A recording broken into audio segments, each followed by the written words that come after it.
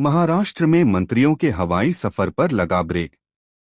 CM Fadnavis की अनुमति के बिना नहीं उड़ेगा विमान।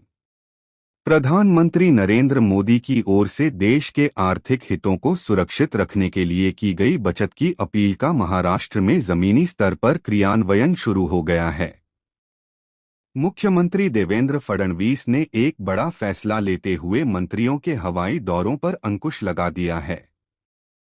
भाजपा नेता चंद्रशेखर बावनकुले ने स्पष्ट किया कि मुख्यमंत्री ने निर्देश दिए हैं कि अत्यंत आवश्यक होने पर ही हवाई यात्रा की जाए, वह भी मुख्यमंत्री की अनुमति मिलने के बाद।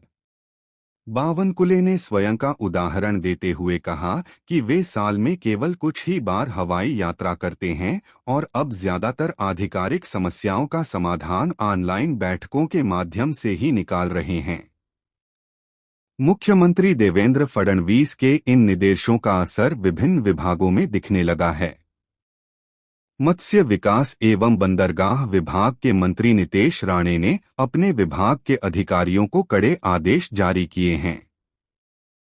अब इस विभाग की सभी समीक्षा बैठकें केवल ऑनलाइन आयोजित की जाएंगी, जिससे यात्रा व्यय और समय दोनों की बचत होगी। इसके अलावा ईंधन की खपत कम करने के लिए अधिकारियों को अब सरकारी कामकाज के लिए इलेक्ट्रिक वाहनों का उपयोग करने के लिए प्रोत्साहित किया जा रहा है।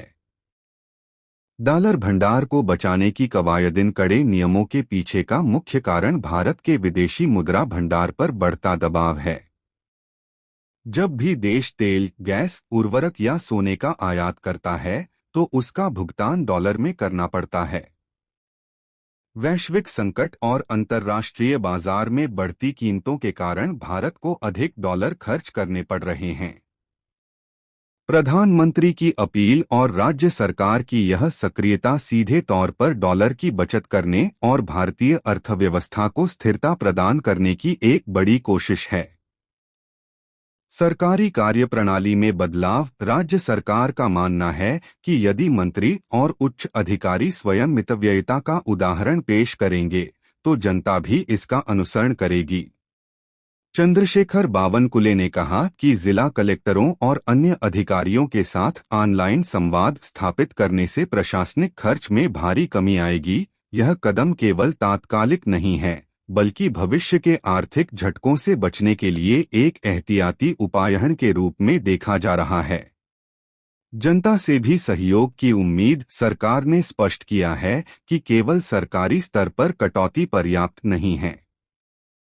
जनता से भी अपील की गई है कि वे अनावश्यक रूप से सोने की खरीद न करें, ईंधन का संभलकर उपयोग करें और विदेश यात्राओं को कुछ समय के लिए टाल दें। प्राकृतिक खेती अपनाने और स्थानीय उत्पादों का उपयोग करने से न केवल डॉलर की बचत होगी, बल्कि घरेलू अर्थव्यवस्था भी मजबूत होगी।